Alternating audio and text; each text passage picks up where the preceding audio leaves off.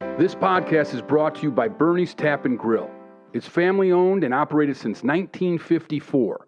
Located across from Wrigley Field on Clark and Waveland. My dad hit a few home runs on the Waveland Avenue, and Bernie's was my dad's favorite place to go. It's got delicious food, 4 full-service bars, an awesome beer garden, a sidewalk patio cafe, and a cool upstairs area. It's the place I've always met my friends at before and after games. Go on by and tell Linda Dillman Jeff Santos sent you. Bernie's Tap and Grill, where you go when you go to Wrigley.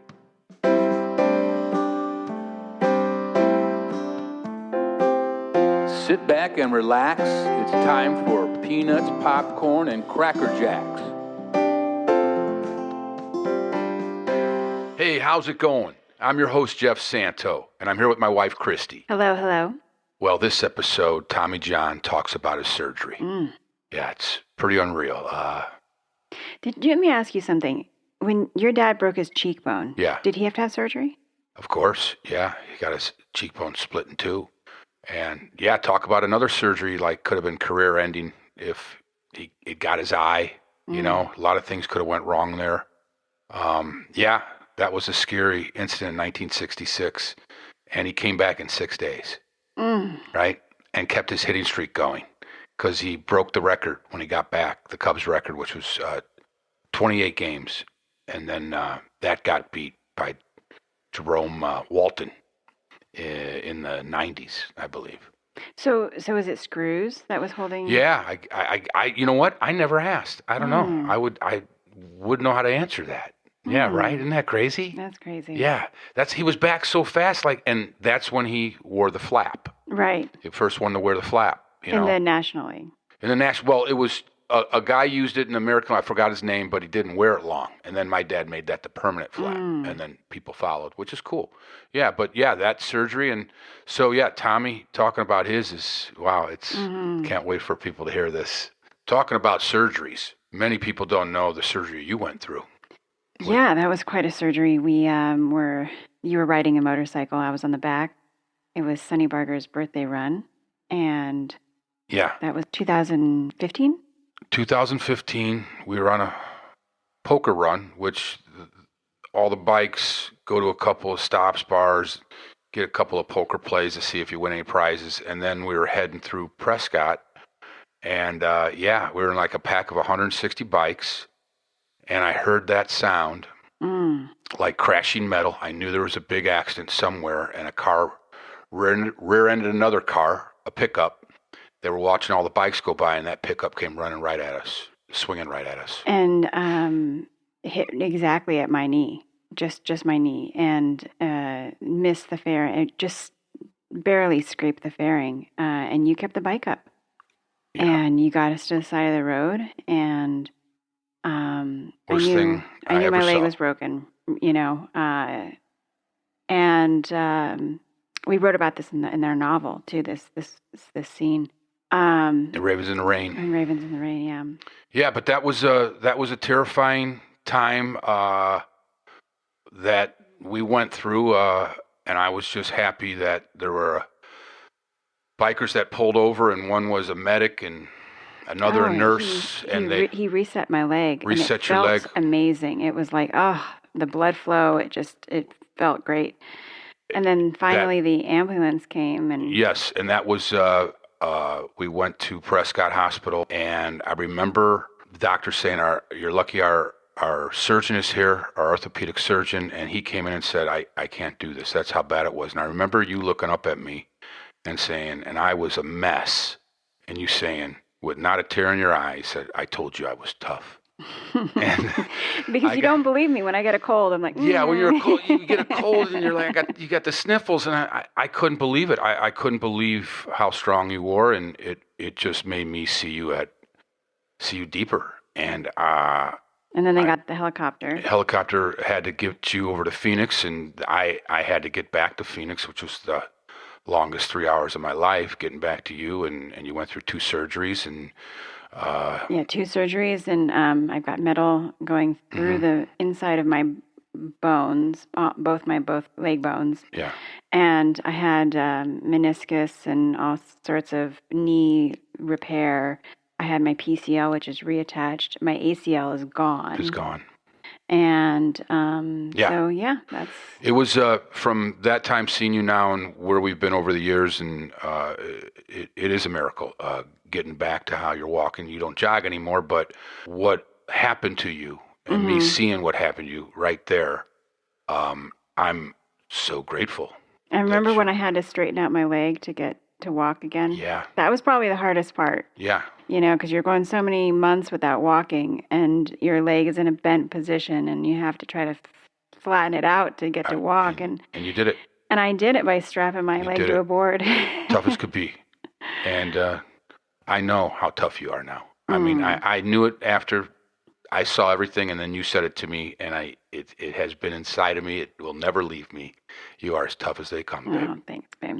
But you know, what's funny is because when I get a cold and I'm turned into some softy here, like for you, like you grew up with your dad being so self-sufficient and, it's tough. And so you kind of grew up in that household where you just kind of be tough.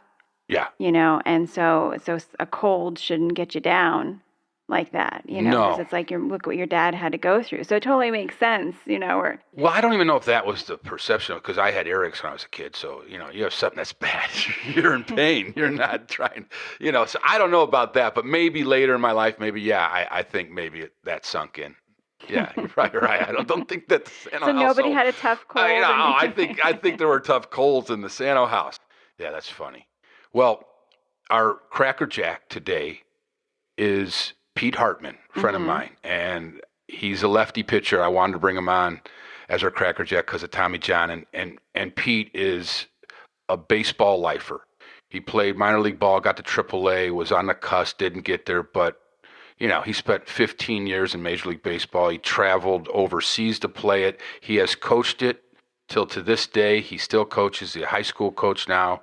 And it's going to be great talking to him about the change of the game and what it's like to coach kids today, how the parents are acting and just the whole culture change in baseball, really. I mean, he made that transition from player to then coach. And so... and he's a good guy. Yeah, great guy. So he's, like I said, he's Mr. Baseball as far as a guy that's never made it to the bigs, but baseball has been his life, and he's given his life to baseball. So it's going to be great to talk to him after listening to Tommy. Pete and KK, they're really good friends. Yes, absolutely. Yeah, they actually helped us get our wedding location. They did. That's right.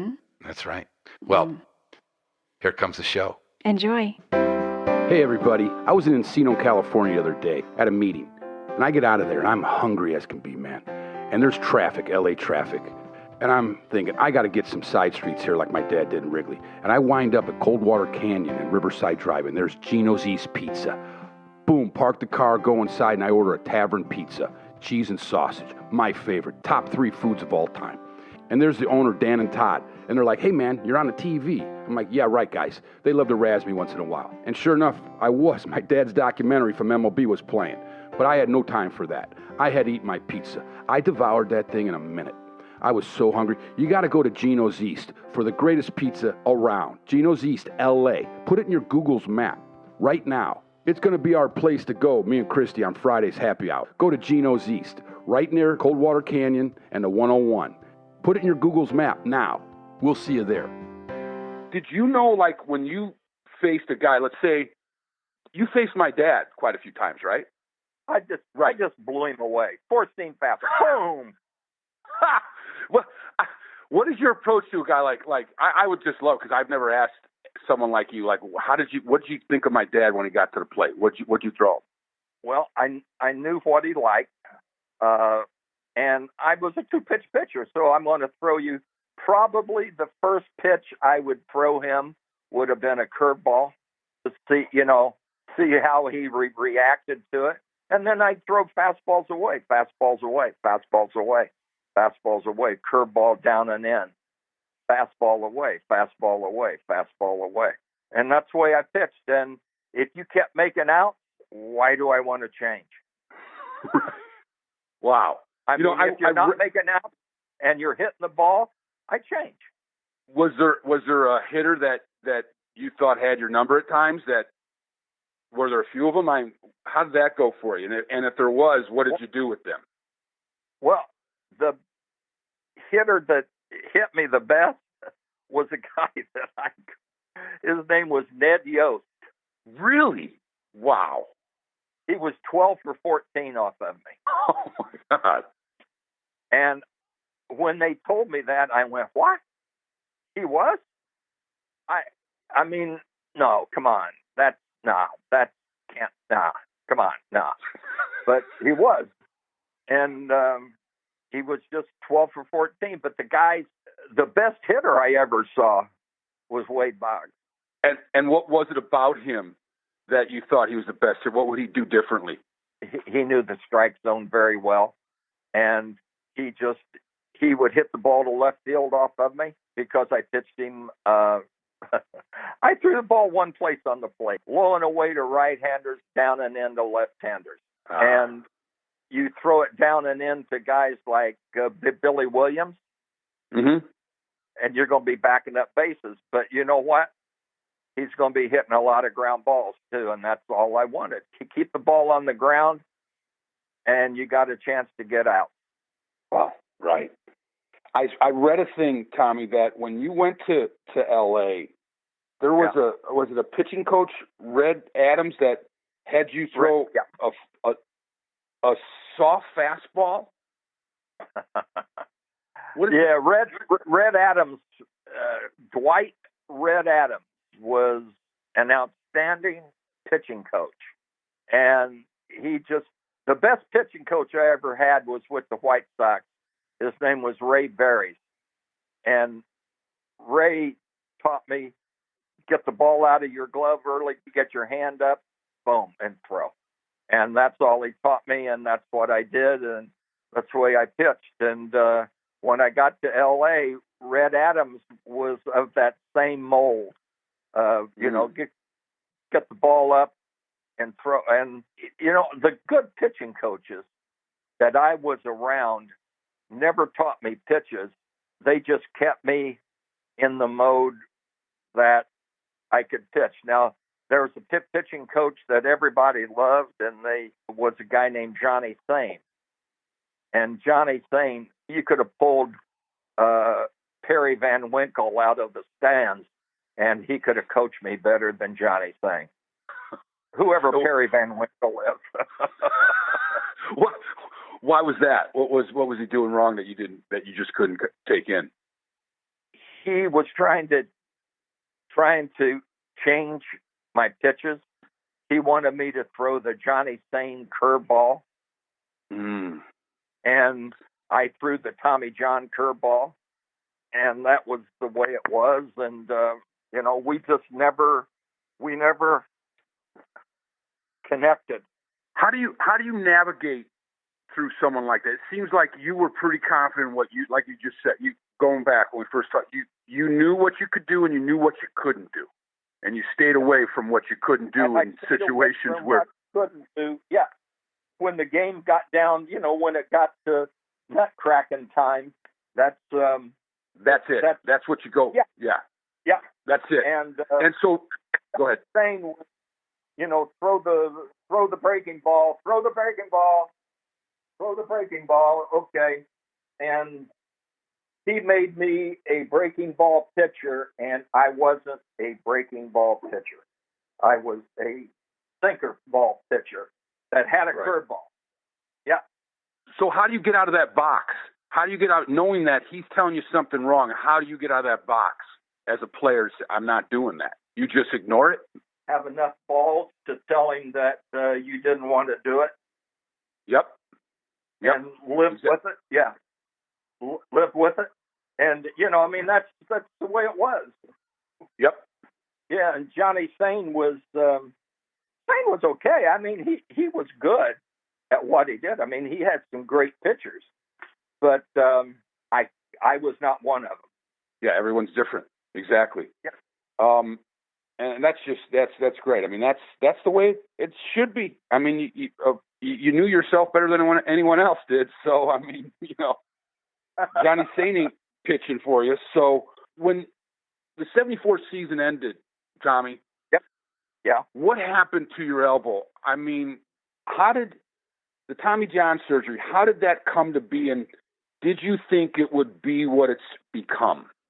I was pitching a game against Montreal at Dodger Stadium, and it was it was in, but I threw one pitch, boom, and I had this god awful pain.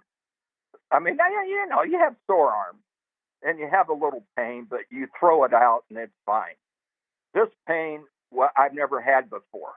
I get the ball back after I threw the first pitch, and I go and I throw it, and it's a lob shot.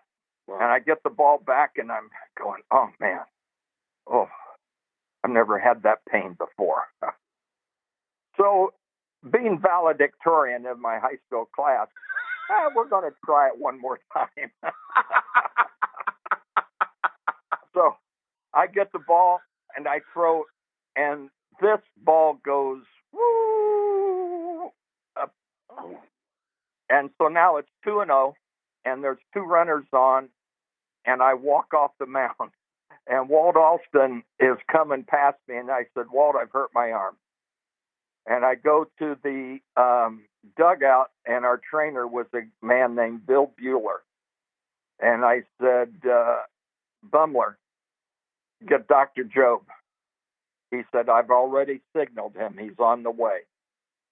So I get up into the clubhouse, and I change out of my sweaty uniform, and I put dry clothes on.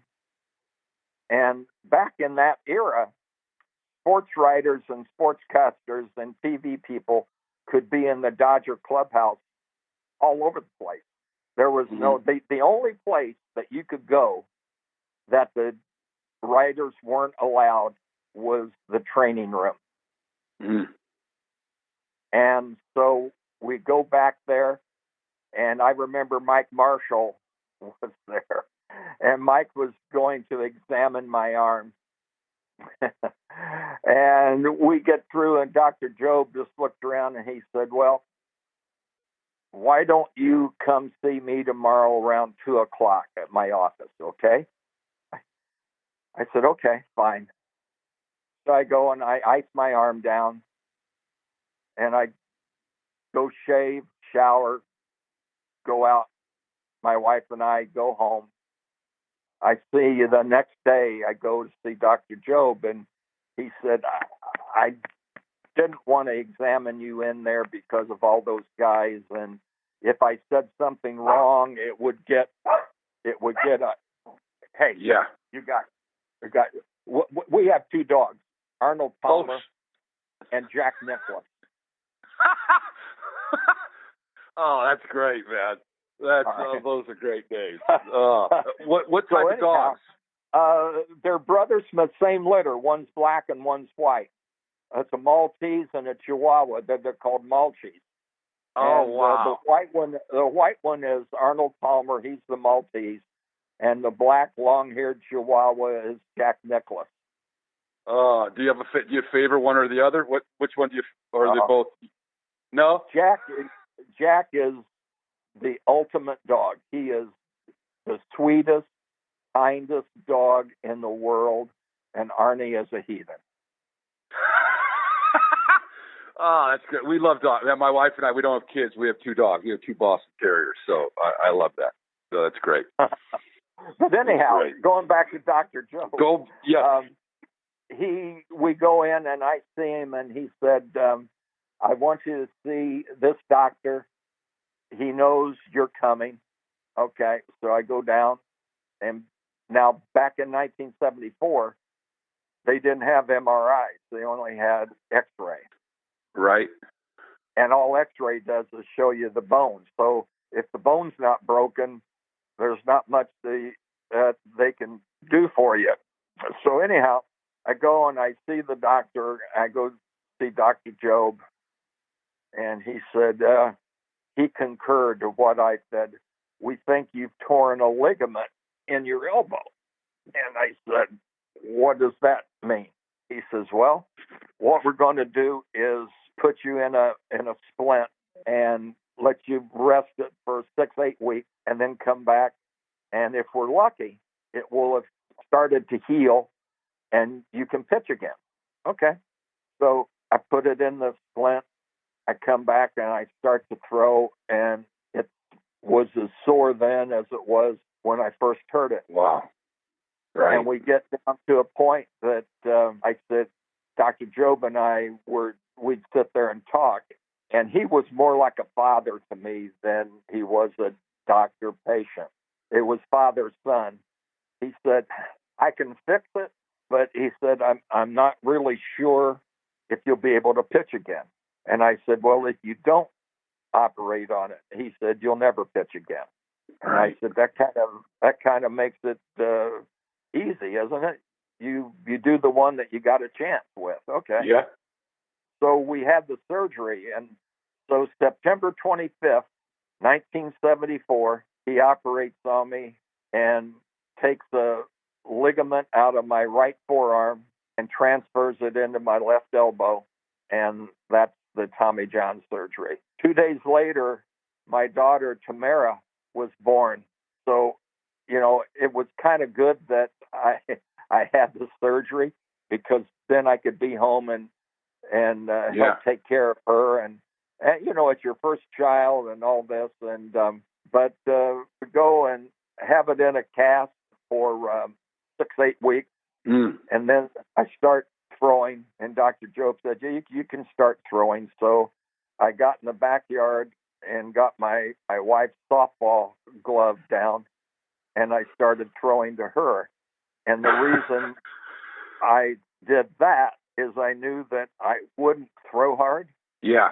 And so, we're just, now I've had guys ask me, well, what was your program? How many did you throw? I threw till my arm got tired. Really? Wow. How many is that? Oh, I don't know. I didn't count. Then I after about 2 weeks of throwing to her, I moved up to my neighbor, who was a softball player, and I threw to him. Then I went, and then we went to spring training. So we drove from California to Vero Beach. Oh, wow. And I got to Dodger Town, and Dr. Job says, well, are you going to just keep the same program up? I said, okay. So every morning I get to the ballpark, I would get 6 baseballs, and I'd take them out. And if you ever get to Dodger Town, there's a wall going out to the ballpark. And the wall they would use it for guys to practice pickoff and all that. Uh-huh. So I would get the baseballs, and I would throw them against the concrete wall. And it would come back to me. I'd pick it up, throw it. Again, I'm throwing the ball, but I'm not trying to get anybody out. Right. And I threw like that all spring training, and I threw 6 days a week, and I took Sundays off. And the reason I did that, if God could rest after making the earth on Sunday, so could Tommy John. Yeah, and I did. I threw 6 days, took Sunday off. 6 days, took Sunday off. Then we go back out to L.A., and then I started throwing off the mound in the bullpen to our bullpen catcher, and I threw to him the same way. Didn't try to get anybody out. I just threw. And that's what I did until the end of the season. At the end of the season, they sent me over to the Arizona Fall League. Uh-huh. And I went over there and I pitched 6 games in 1 month. And I said, if we're going to get better, I got to start pitching. And I got to start pitching. And like I said, I was a 2-pitch pitcher, and I came and I threw fastballs, and and then I started throwing curveballs, and I got ready, and I pitched, and after 6 days, then Al Campana said, okay, that was good. That was really good. We're going to send you down to the Dominican, and you're going to pitch down there. I said, Al, you have seen me pitch. My last pitch. The next time I throw will be in spring training for the Dodgers. I'm not going to the DR. I'm sorry. And I went home. And I didn't pick a ball up again till a week, 10 days before we had to go to spring training. and that was my workout.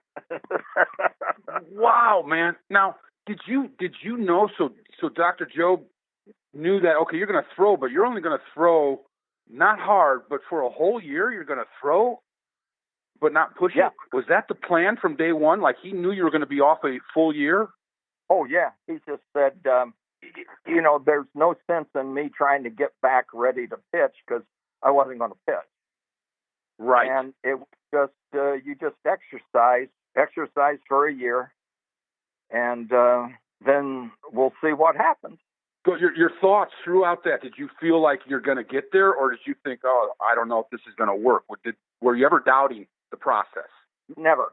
Wow. Never, because Dr. Frank Job, who I absolutely adored, if he would have said, Tommy, take a bucket of dog poop and bury it back at second base at Dodger Stadium, and your elbow's going to be fine, I would have gathered dog poop all over the place.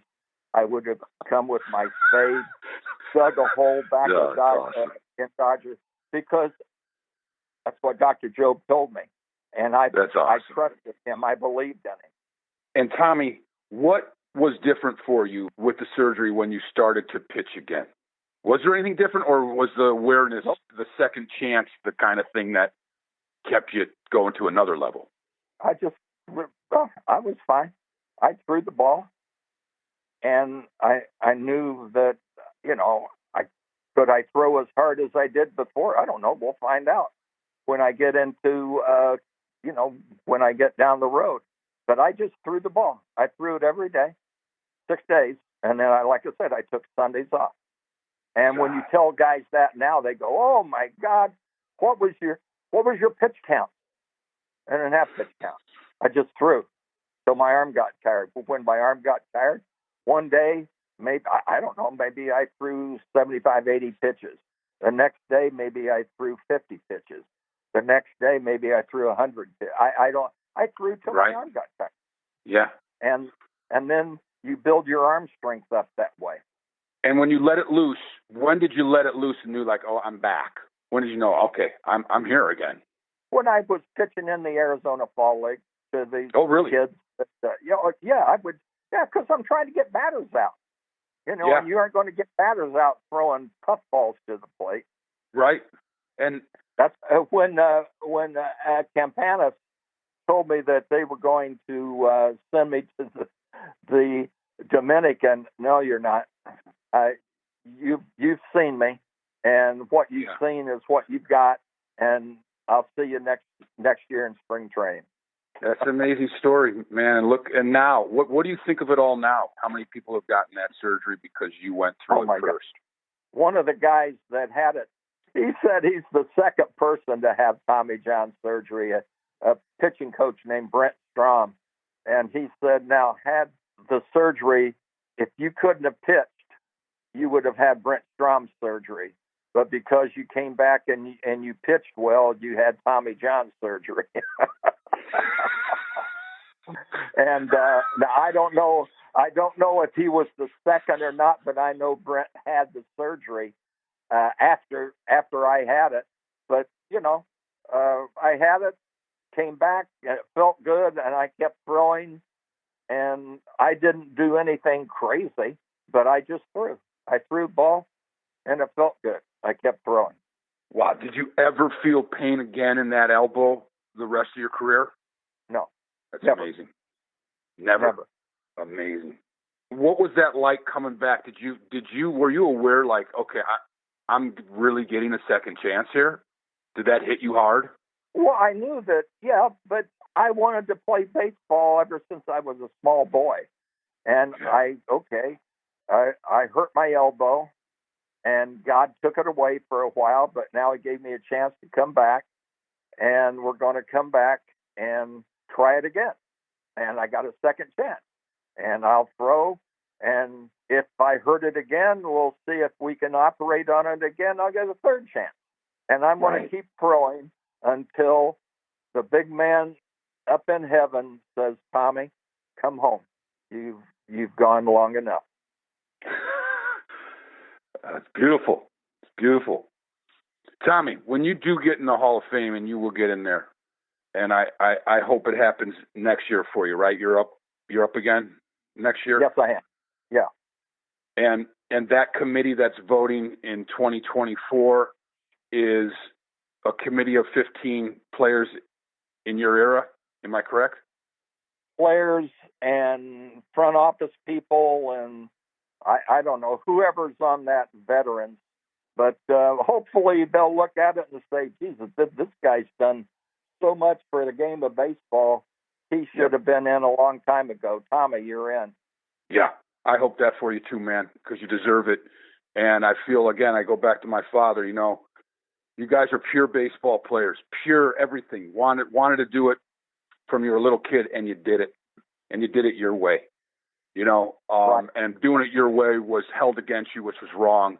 And time eventually, cuts through that. It did for my dad. He wasn't here to get on the stage and thank everyone, but it eventually cut through. And I hope it cuts through before you're not here anymore with us, because you deserve it, man. I'm 80 years old, and that finish line is getting closer and closer. I don't know when, but hopefully I'll be healthy and still talk and make sense. But if I don't, my son will be very good at giving the talk. And getting to your kids, man. I know that you've had a lot go on and read about that, and it's not easy growing up as a son, following in the footsteps of giants like yourself and my dad. My brother and I had to do that, and it's difficult for you guys too. You probably it's hard to teach where you came from. A little different. Exactly. Yep. Did you want your kids to play ball? How did you approach that? Only if they wanted to. Mm-hmm. Yeah. If it's like Tommy, my son Tommy, was a very good baseball player, and he ended up getting a baseball scholarship to Furman University down in Greenville, South Carolina, and he played ball, and but he was just a half a step short, and Travis was not that good, and Taylor played baseball, but he was the one that sang. He was a singer. Yeah. And oh my God, he was an all-star singer. And then he was on Broadway for 3 years in the play Les Miserables. Yeah, and that's amazing. Yeah. But you watch him do the role of Gavroche, and I probably saw the show 50, 60 times maybe. And I just sat back, and every time it was like, oh my heaven's sakes, is this guy good? And he was very good. You had the thing with Travis as a 2-year-old who fell out of a window, and that was a miracle coming back, which had to be so difficult for you. And I heard you, I read about how you said, hey, I'll take away the game, take away everything for him to get better. And I know, your heart, like my dad's, that's the kind of person you are. And he got better, which is great. And how's he doing today? Trav's doing fine. He lives in Charlotte, North Carolina, and he's doing fine. He's healthy, and Great. He has a family, and we don't get to see him as often as we'd like, but he's got a life, and he's got to take care of his family and his work and all that. And and now my son Tommy is out in San Diego. Tommy loves San Diego, so he lives out there. And my daughter Tamara and her family, they live in Chicago. Her husband, Pat Manley, Patrick, played for the Bears for 16 years. Yes, right. Of course. So they live down here at Longboat Key. Oh, great. They live on the water down here. They have a condo. And their daughter, Tyler, is a senior in high school. And I don't know where she's going to college. She's been looking at Auburn, Alabama, Georgia. Right. But she is very, very smart, and she's into acting. And, That's great. So we get a chance. In fact, we're going to have dinner with them next week. We see them, and they've got their life, and we try to inch into it as often as we can. But right. Getting back to Taylor, because I went into the arts, as a filmmaker, and it's like if you can't play baseball, baseball's entertainment. You've been around your dad, who's an entertainer, because you guys were. You and my dad, you guys were outspoken. Right. Baseball was your life. A lot of people rotated around you guys. You know what I mean? It was the world was big as far as larger than life world. And when you're in that larger than life world, you feel like, okay, where do you go next, right? And the entertainment industry is kind of the place. And Taylor went down there with some serious talent. And I know what happened is very sad, man. I'm very sorry about that. It sounded like he was just a beautiful kid with a lot of talent. He was, and he was so good. I don't think he thought he was as good as he was. But I'll see him again if I get to heaven. Yeah, because I know he's up there with his grandmas and grandpas, and and if they open the door for me, I'll be back with him. Absolutely, Tommy. And Tommy, thank you so much for coming on. I mean, David Gu he's writing a book on the Hall of Fame and guys that got overlooked, like yourself, my dad, and some other players. And that's how I got in touch with your wife. Cheryl called me, which is I'm so pleased about, and thank you for that and having you come on my show. It just means a lot, man, and just an honor to talk to you. You're quite welcome, and feel free to call anytime. I thank you, man. Thank you. And my last question, Tommy, when you do get the call to the Hall, what are you going in as? Tommy John.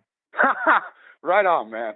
Well, they, because of Reggie Jackson and Dave Winfield, they sold their uniform caps. Winfield sold his to the San Diego Padres, and Reggie sold his to Steinbrenner. And the Hall of Fame said, we're not here to do things like that. Right. So I don't know. It's whatever the Hall says. It'll be either a Dodger or a Yankee, I'm sure. Absolutely. And probably a Yankee. Probably. I figured that. That's and when that happens, Tommy, my dad being in, they give the family 2 tickets, every year. I haven't used them, but I'm going to use those 2 tickets when you get in, and I'm taking my wife, and we're coming to the Hall. That's so very nice. Thank you. Yeah. Thank you very much. Definitely are. Well, Tommy, thanks again, man. Really appreciate it. All right. And I'll tell you what I'll do when we get up to heaven and I'm pitching to your dad. I'll play one on the inside half of the plate, let him go downtown with it.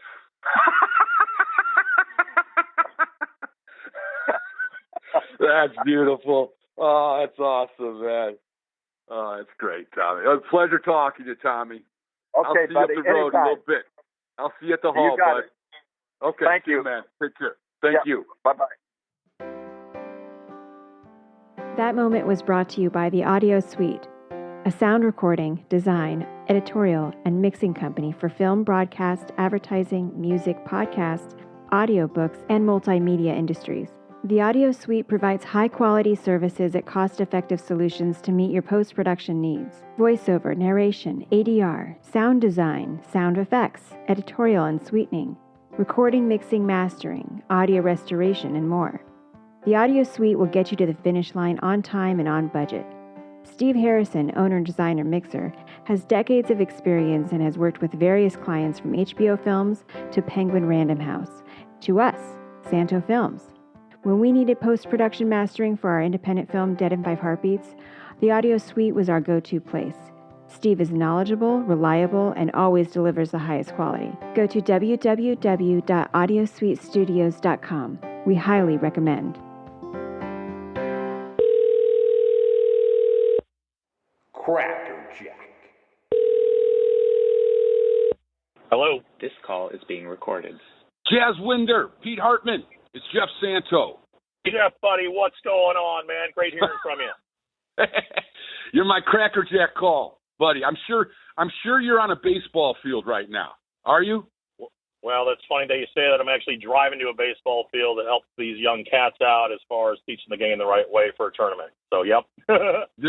They're every weekend, man. You're either driving to a game, at a game, coming back from a game. Man, yeah, you have put your time in. That's for sure in the game of baseball, buddy. The reason I'm calling you, man, I interviewed Tommy John for my episode that you are on here, and man, you know, he has such cool things to say about his pitching style. And, you know, he's not in the Hall yet at 288 wins. And I thought about you, man. I thought about you, the Jazz Winder, the left-handed side armor. You threw from every angle. And, you know, you got to AAA. Talk about how far you got in your career, bud. Well, I played 15 years all over the world. I was pretty blessed being a left-handed pitcher.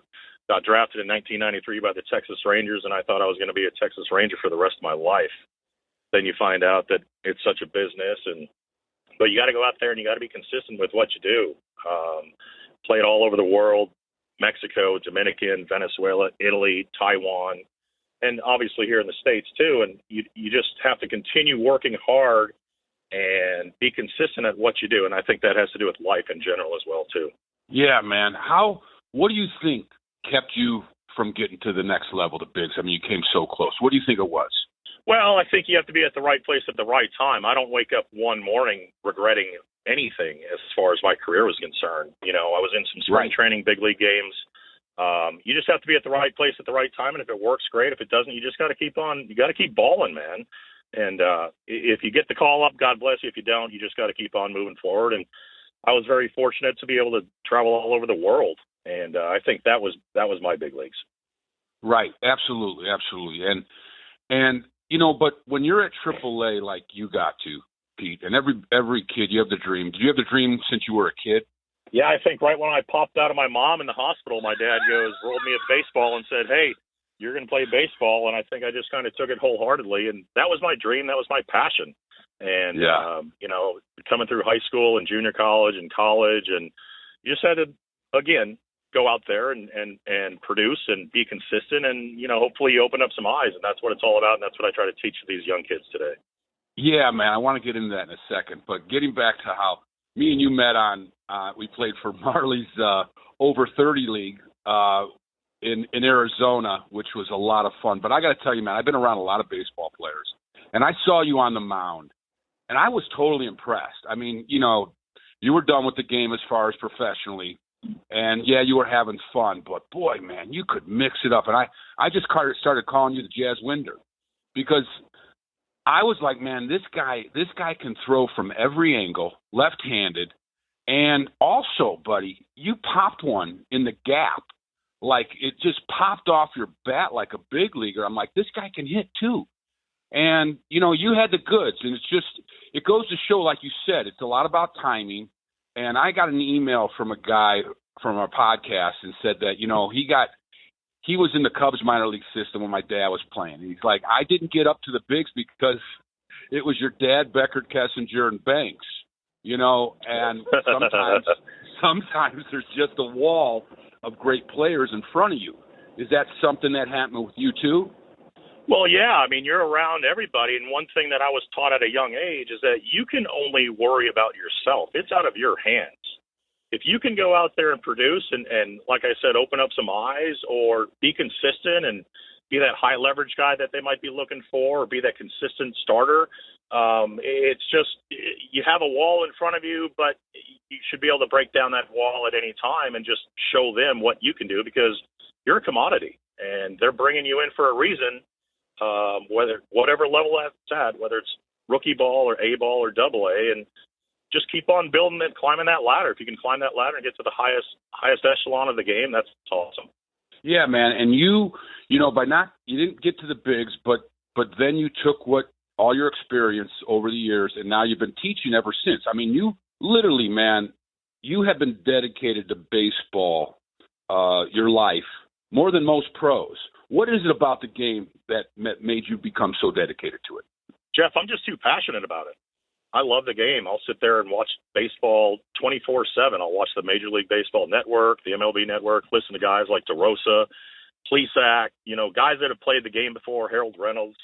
And you learn every day. And when you're coaching at the high school level, our job is to get these kids to the next level. And the generations have changed so much on when we grew up and played the game compared to what it is now. I mean, you're not really coaching the kids, you're coaching the parents. And we're in an entitlement generation right now, buddy. And it is really, really sad. It's sad because these parents and these kids, they want results yesterday, but they don't understand that it's a process for your future. And every day you got to grind. It's a job. It's a full-time job. I'd say once you get to the high school level, the varsity level, it's considered a job. And these kids just haven't been told the word no before.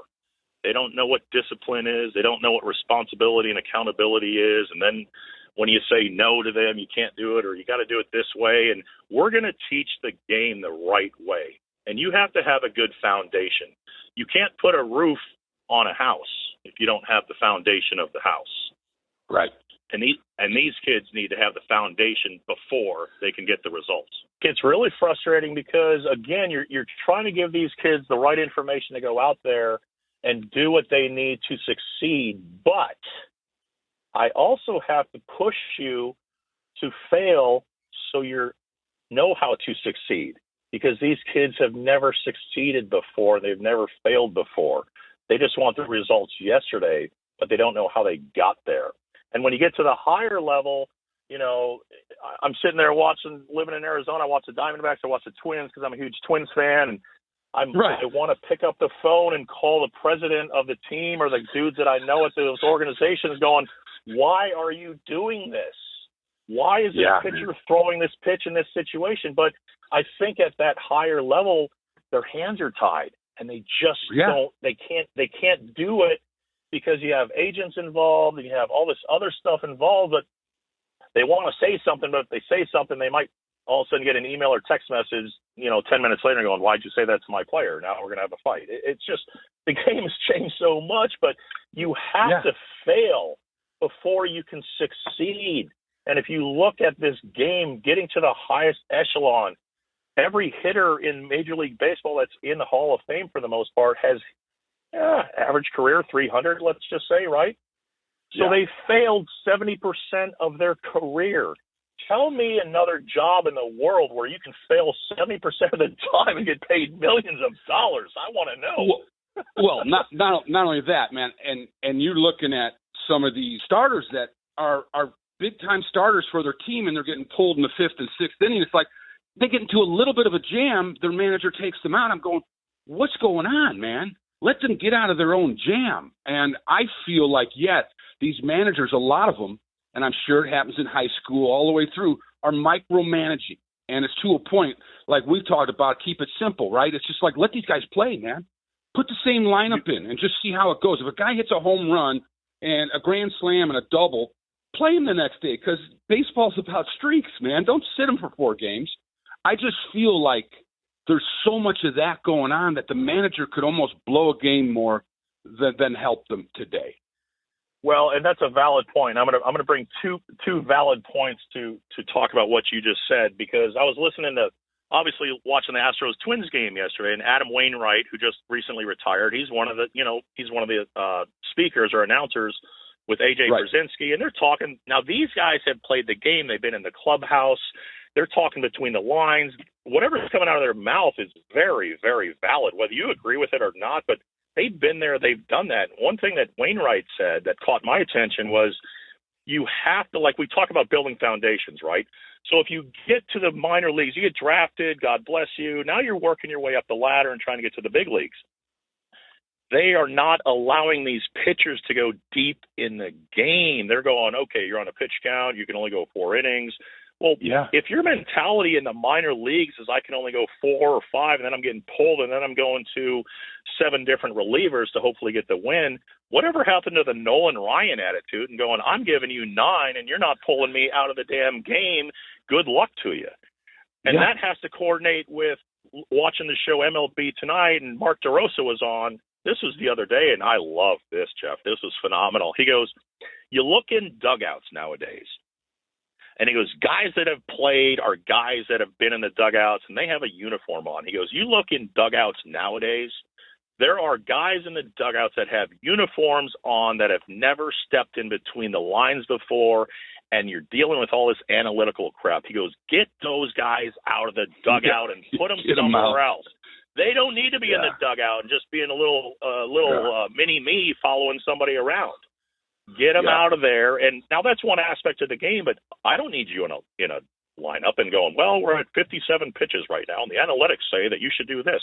No, let them play it out, man. Let these guys play it out, because the only way you're going to know, now we get into high leverage, we're getting into the 6th, 7th, 8th inning, this guy can go there, and he can do it because he's done it before. But if you've never done it before, it's hard to climb that mountain. Yeah, there's no doubt. And you're changing how the game's played, too. If you take him out in the 5th or 6th, now that guy coming in has to be almost like your closer and keep it close. You know, it's almost like the closer loses its value because they're taking the starter out so soon. And I think it's a chain reaction, even going back down into high school ball. If these pitchers are programmed like this, who's ever going to have any lasting power, right? And I almost feel some of the hitters, too, we're losing a lot of the consistency with the hitters. You're seeing a 200 hitter hit 40 home runs, but 200's okay now as long as he gets 100 RBIs and scores 100 runs. Why not hit 200? I'm like, but God, that's not a hitter. That's called a home run hitter getting up there, taking huge swings, and he's an out most of the time. So I don't understand that. But those guys are staying around, and they're getting paid big bucks. Those guys almost like got looked at like, hey, you're going to be out of the bigs real soon. You know, so, I mean, that's kind of what you're up against, teaching these kids who are looking at it and going, that's all right. Schwarber hit 40-some homers, but he's hitting 191 as long as I hit the long ball. It's like, no, Schwarber actually was a decent hitter when he came to the Cubs. He was actually like a 300 hitter. I'm like, what the hell happened? Yeah, it's amazing. And watching, like, let's just take the Arizona Diamondbacks. Obviously, you watch them here all the time because they're your home state. And you got a lot of young kids that are playing this game, but they're playing the game the right way. And then they're motivated by guys like Tommy Pham and Evan Longoria. You got those pieces and those veterans that come in and go, hey, I'm just going to give you a little bit of reassurance on you're going about this the right way. Let's go game on right now. And these young cats are fun to watch. They are fun to watch. They're bringing baseball back. Cubs have some of those guys like Horner. Yeah, you just love it. Reds have some of those kind of guys, and that's why the D-backs got there. I mean, they beat the two teams who were similar, like the Cubs and the Reds, but they had more of a chemistry. Obviously, that's why they got there. And now, who knows where they can go?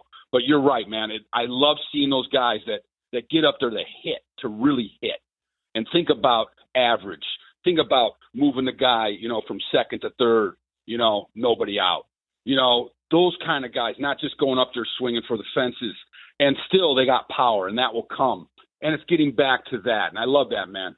So keep teaching that down there, brother, and keep doing what you're doing, man.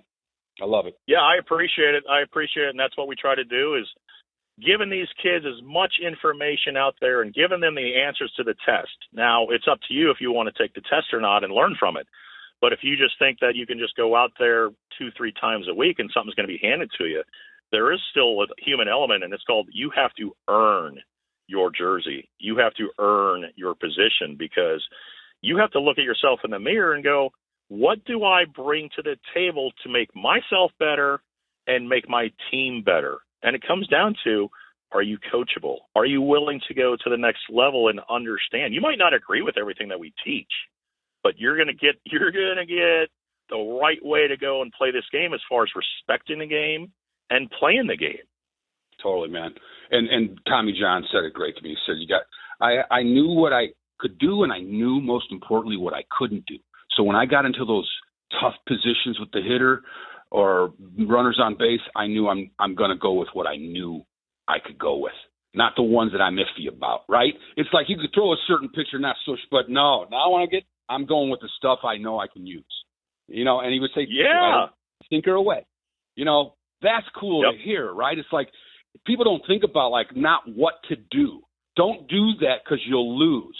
And if you think you can get away with it, you won't in the game of baseball. Eventually, it'll catch up to you. And that's also what's great about baseball, a lot like life. You can get away with it, you really can, Well, you hit it right on the head. Baseball and life is very, very similar. So you have to be consistent with your choices in what you do. And if you're consistent on the baseball field, you're probably going to continue to stay in the game some way, somehow, because you're showing that you're consistent. You're showing your value.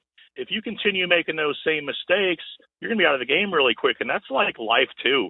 If you get 5 speeding tickets, you keep on getting speeding tickets. That's a privilege, man, to drive. But as you keep making that same mistake, now that privilege gets taken away from you, and you're like, well, how come this? Well, because maybe you think you're bigger than the game, and you're never bigger than the game. Ain't that the truth, brother? So yes, true, sir. man. And consistency is everything, but I love that about baseball. And my dad had that. He got his walks, made his plays, and you don't see the consistent player like you did as much back, in different eras, because you knew the guys that were going to come every year and give you 100 RBIs. You're not so sure about that anymore. Yeah, There's you're right. very few. You're right. Well, and that's a generation change too, because back in the day, watching your dad and that generation playing, you knew coming into the field, you're like going, wow, I get to see this guy and that guy play. Watch how they go about how they play. Not only how they play, but how they warm up. Let's just talk about that for a minute. How you warm up is how you play. How you practice is how you play. And I tell my kids this as well too. You're going to get out of what you put in. Think about that. No doubt, man. And going back to pitching, I tell my kids this as well too. Listen, if you're coming into the dugout and asking how many pitches you're at, or you're asking the radar gun guy how fast you're throwing, you're already defeated. You're mentally defeated because you're worried about something else that you're not in control of.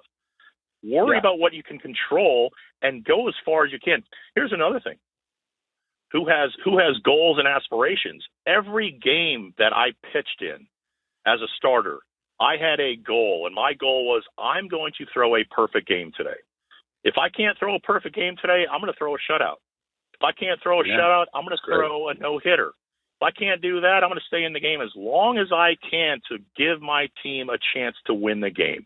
That's what it is. But these kids are hey, how many pitches am I at? Well, you know that you only have 90 pitches for the game. You're already at 77, so you're already mentally defeated. You're done. Yeah, you're done. You don't even know, man. You're just thinking about right now. It's like you're not even seeing the long game, man. Like you just said, I'm going to go pitch a perfect game. What do you see in kids today that make it, Pete? Like what is the intangible that they have? I mean, everyone at a level of getting to the minor leagues is a good baseball player, but what makes the kid today make it in the big leagues with everything that's going on, all the analytics? Well, that's a great question, because obviously you want athleticism, but you have to have also baseball instincts, and you're not seeing a lot of baseball instincts out there with this generation. You're going to see the athleticism. But who has that extra step? Who's willing to get their nails dirty? Who's willing to dive and get their jersey dirty? Who understands the situation before the situation even happens? Things like that is what we're trying to get these kids to understand. Let's not be robots out there. Let's play the game and have fun, but understand what's happening right now. What's the count? What are the wind elements? What's the feeling on the field? Are you ahead or are you not ahead? Are you playing the outfield and you have to airmail your cutoff guy, or should you hit your cutoff guy because it's the first inning and you still have 6-7 innings to go in high school? So to answer your question, you're looking for baseball instincts where these kids are just a step above. Technology is phenomenal. I mean, you talk about back in the day, we didn't have the technology. We didn't have this. We didn't have that. I think it's a good aspect of the game, but you still have to have the human elements of the game. Yeah. You do, man. And you see the kids that get to the top today, I mean, there's a lot to navigate through. Seems like there's a lot more players than ever now, and people think they have a shot. But are the analytics? What's your thought on that? Because you didn't grow up with that, and so now that you're teaching it, how do you teach that and teach what you had experience in getting you to a top level? Well, you still have to play the game. You still have to run, stretch, throw. You can have all the analytics and going, well, this guy has this spin rate, this guy has this launch ankle. Well, great. That's all well and good. I learned a lesson when I was down in Dominican for winter ball for a couple of years. Every one of my teammates threw 95 plus, and here I am, a little sidearm lefty coming in, but I'm throwing strikes and I'm attacking the zone and talking about analytics. It's like you can throw 95 all you want to. You can hit home runs and BP all you want to. But are you commanding the fastball for strikes? Are you getting ahead of the hitters? Are you attacking the zone? What are you doing? What are you bringing to the table? Because what's happening is what we're seeing is that these guys are going to what we call cage coaches or private coaches and just going, here, throw off the mound and let's see what your spin rate is. Well, you can have the highest spin rate that you want, but if you can't command that fastball, it doesn't matter what kind of spin rate you have. Right. Yeah, and the culture itself too. I mean, when we grew up, we played a lot of other sports. I think people are just focusing on maybe one sport today, whether it's baseball, football, and definitely in baseball, it's a year-round sport now, especially in Arizona where you're at. And it seems like it's becoming that way everywhere with the indoor facilities. Is that a good thing? What do you think? I don't think it's a bad thing, but again, I still think that you have to get out on the field. You can do all you want to in a cage, in an indoor facility. You can watch all the videos you want. You know, I kind of tease my kids, and I go, do you guys understand that TikTok, all these social media platforms, Facebook, Instagram, they've never played the game before? Have you guys ever realized that? And they just kind of look at me like I'm goofy, but it's true because you can't turn on the light switch and just go, well, I'm just going to go hit my indoor facility for 3 days this week, and then I'm going to all of a sudden be able to turn it on and get out on the field. Well, it's two different facets. Being on the field, I think, is what needs to happen more and more, but you're dealing with a club thing as well, too, and the club thing at my level with the high school and all that, you don't have a lot of club teams out there that are practicing 2-3 days a week. So these kids aren't doing anything Sunday through Thursday. They're not even picking up a baseball and going out and throwing with their buddy. They're just playing video games. I think carpal tunnel has really gone up in the society because all these kids are playing video games. Their thumbs are hurting, so they don't know what to do. That's a joke, by the way. I got it. No. But if you get out on the field, you know, you have the element. You're in between the lines. You're on an outdoor bullpen. You're on a field with a tunnel, or not a tunnel, but a turtle, where you're hitting BP on a field. I think that element of the game has kind of gotten lost, to be honest with you. Yeah. What was your attitude like on the mound, buddy? Bulldog. Yeah. And so when you faced a right-handed power hitter, what were you looking to do? I'm looking to do anything I can to get that dude out. It's my plate. It's not your plate. You just have to have a mentality out there. You have to trust your stuff. You have to believe in yourself. You have confidence. As soon as you release the baseball as a pitcher, you have to have confidence in that pitch and that you're throwing that pitch towards the hitter. But if you don't, you're questioning anything. You're already beat. You're already mentally beat. You have to be a bulldog out there. It's me versus you, but that's my home plate. That's not your home plate. I think sometimes pitchers give hitters too much credit. You were a hitter, and you probably had the same mentality as a hitter, like going, I'm going to get this guy because I have confidence in my stuff. But a lot of these kids nowadays are just, they're kind of just shutting that down, and they just don't know how to get there. Yeah, man, I think it's more like, you can't think about too much when you're at the plate because, you got to be concentrated on what's coming. And I think what you're talking about, too, it's just like I felt like I understood, like, all right, first pitch, it's the fastball right down the middle. I'm swinging, right? It's like, knowing each pitch count, what's coming up. Did you do that with yourself as a pitcher? Obviously, right? Because you don't guess, but I feel like I see a lot of professional ball players today guessing a lot. And I would remember my dad always telling me, you look for the fastball, right? You adjust to the curve. Because if you're looking for a curveball, you're never going to hit the fastball. Very right? true. But do you think there's a lot of pros guessing today? Getting back to your question, every pitch has a purpose. Yeah. So you have to understand, what is the situation? Why am I throwing this pitch? Where's the hitter standing in the batter's box? Is he up? Is he back? Is he down? Is he on the plate? Is he off the plate? All those come into perspective, but these kids really aren't looking for that. And yeah, you have to go after these hitters and be aggressive. And hell, the conference I'm in right now with our high school, we're in the hardest region in the state of Arizona, and they are uber aggressive with hunting the fastball early because they don't want to get to the curveball. They're going to hunt that fastball early, and a lot of these guys, because 95% of high school pitchers throw away. Right. If you don't establish the inside part of the plate at this level, how are you going to get to the next level? Because these guys are so powerful and so strong nowadays. Right. They're going to take the middle part of the plate away because all you're doing is throwing a fastball away, a changeup away, a slider away. Well, if you don't command your fastball in, your off speed isn't going to have a chance when it's going away from the hitter. So you have to have the tenacity and go after these hitters. If you hit somebody, you hit somebody, but at least you can prove to these hitters that you're throwing inside to establish that strike zone. And that's what I'm seeing a lot of at the big league level now is that, yeah, there's so many different pitchers out there now that have so much specialty with a sinker or this or that. And by the way, it's a sinker, it's a slider, it's not a cutter or a sweeper. Where are we coming up with these names? Right, there's a lot going on, man. I mean, oh man, and geez, the fans want to see a 9-8 ball game. They want to see explosion. They want to see all that. You're not going to sit in the stands and going, man, I hope he throws a no-hitter today. This is really boring. I don't know about that. I don't know about when you see a good pitching game. Come on now. I don't know about that. Maybe the lazy fan, but it's always great to see a good pitching duel. There's especially getting to the playoffs, right? I don't disagree with you because it's pitching and defense, but it's called America's pastime for a reason. Back in the day when they'd go to church or whatever, it was a special event to go to a game on a Sunday, right. Let's just say, right? You're dressed up, you got the cigars, you're in a suit, tie.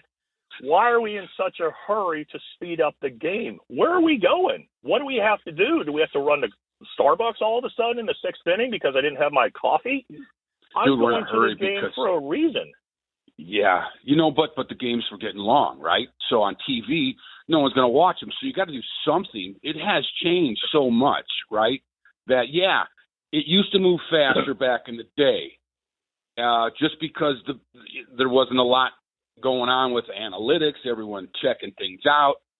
So now you had to do something. I mean, the games were going too long. But I get you. Baseball are the moments, the dramatic moments throughout the game, and there's no clock. But I just think the game, with life has sped up, right? All this stuff. Oh, big time.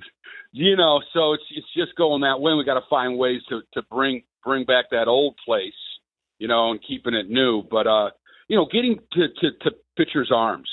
Talking to Tommy John, obviously the famous surgery that he had that has saved so many careers and second chances to careers. Are you seeing that Tommy John surgery happening in high school a lot? Yeah, unfortunately we are, but the arm care is probably number one for us. And what we're noticing is that going back to what you said, that especially living in Arizona, you're playing baseball year round. Mm-hmm. So you have spring ball, which is high school baseball. Okay, there can't be any. If you're in high school, you can't play club ball during high school baseball in the state of Arizona, or else you get banned. If they catch you playing club ball, during the high school season, you're banned if you're playing for the high school team. So once that's done, now you have summer ball, you have fall ball, you have winter ball. It's year round, but these parents and these kids are getting caught up in a lot of these showcases and tournaments, Perfect Game, PBR, Easton Classic. So these websites are advertising, oh, so-and-so is going to be there. We're going to have all the college coaches there. You got to play in this tournament if you want to be seen and recognized. Well, going back to it, what did you do Sunday through Thursday? And all of a sudden you're throwing 3 innings on Friday and coming back and throwing 3 innings on Sunday. Where's that getting you? Mm-hmm. And the kids nowadays just don't understand how to take care of the arm. I mean, to this day, I still teach Job exercises from Dr. Job, and it helps them with the health care. We have the stretch bands, we have the plyo balls. We have all the new technology, but you can only lead the horse to water. You can't make him drink it. And these kids' growth plates, how these kids are growing nowadays, my God, they just open up. So you're seeing a lot of arm injuries from 13 to 17 years old because they're getting overused. Yep. You're going to love this. I had a parent come up to me last summer, and he goes, Hardy, he goes, I only want my son throwing 60 pitches. No more. Got to be 60 pitches. I need to save his arm for his future. And I just looked at the parent. I said, 60 pitches, huh? He goes, yep, 60 pitches. I said, all right, you got it. The kid started the game. He struggled in the first inning. He threw 28 pitches in the first inning. I yank him, go with another pitcher. Dad comes around the corner about the third inning. He goes, Hardy, why'd you pull my son? I said 60 pitches. He's only at 28. And I go, you didn't count the 25 bullpen pitches, and you didn't count the 8 warm-up pitches. Now we're at 60. What do you want to do now?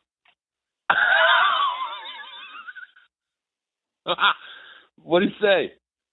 He walked away, put his tail between his legs. Don't come into my office and tell me how to do my job. I know what I'm doing. I don't come into your office and tell you how to do your job. Well, oh, yeah. There's a learning curve there. You know, man, him even coming and telling you the 60 pitch, it's just that it's gotten to that point is just ridiculous, man. I can't believe the stuff that coaches put up with today in high school and wherever, in the younger leagues. That's crazy. And then him to actually come up to you during the game and say that. I mean, wow, buddy. Well, that's what I'm talking to you about these parents. They want results yesterday, and they want to get on Twitter and look what my son did, and he's an all-star, and look at him, and he's great, and he's up to 83.4 miles an hour as an 8th grader. Who cares? It's a process. I saw my nephews go through it at playing baseball in Arizona, man, and some of the stuff is just, you just shake your head, and some of the coaches, some should be out there, some shouldn't, because they're not knowing how to manage all that and how to keep the kids insulated. But it does seem like it's such a different show now as far as, youth baseball all the way through high school with the parents just micromanaging like their baseball careers, in the future. Well, and it's like none of that happened when we grew up. Even my own dad who played the major leagues wasn't doing that, Jeff, you hit it right on the head, because we never questioned our coaches, and we never questioned authority. I had to tell my high school kids last year, I go, hey, I want a bunch of X factors on my team. Yeah. They're like, what? I go, I want an X factor. I go, what's an X factor to you? And they're like, well, a baller, a game changer, a guy that's, willing to get his jersey dirty. And I go, yeah, those are X factors. I said, we have way too many Y factors on this team right now. And they go, Y factor? I go, yeah. Why this? How come you're doing this? Questioning that. Believe and trust the system and the process, because that's what it is. But as soon as you start questioning, that means you don't agree and you're not coachable. And that's what we run into at the high school level a lot of, is that, again, they're going on. Our biggest Achilles heel is the internet and the phone, because these kids are stuck on their phones and they're just pulling up videos and going, well, if this guy can hit it this way, I can hit that way. Yeah, no, that guy proved himself. He's in the big leagues. He's proven himself. You haven't. Dude, all you got to do that is go back to an all-star game in the 60s and 70s, even 80s, and then go to an all-star game now, and you feel like you're at a movie premiere. It's red carpet, all this stuff. It's just everything. Yeah, the culture has kind of changed on that, where I don't know where that's going to lead you, because that seems to be frustrating. But you stay in it, man, and I commend you for that. Again, I want to get back to what keeps you there. What keeps you there about the game? Is it the smell of the dirt? What is it, man? I want to know. I just think walking onto a baseball field, that's just my pride, my passion. I've been doing it for so long at every level. I've been all over the world. I'm just, and when a kid or a parent calls me and says, hey, I want to do a pitching lesson with you, I take pride in that.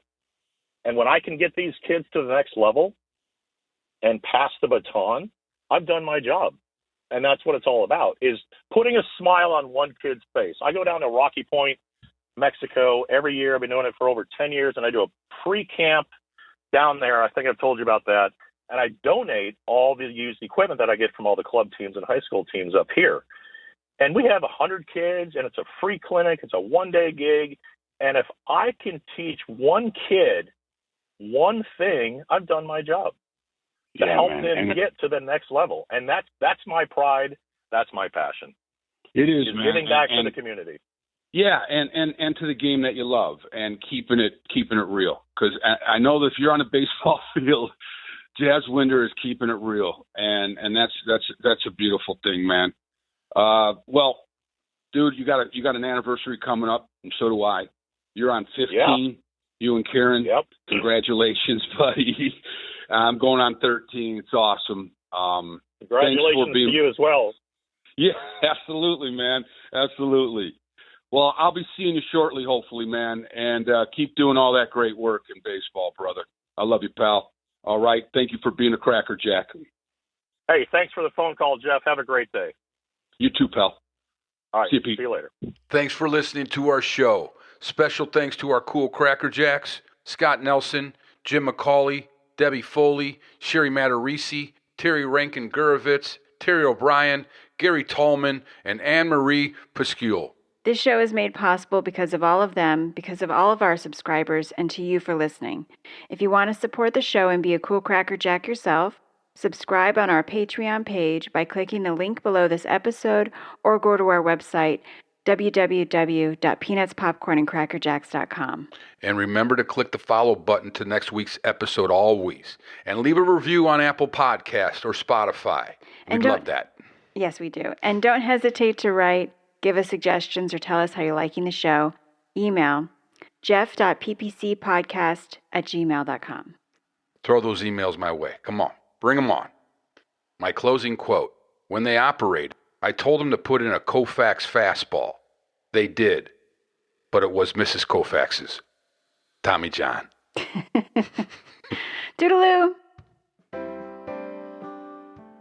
SantoFilms.com. The place to buy This Old Cub DVDs, posters, and This Old Cub t-shirts. Get yourself one now at SantoFilms.com.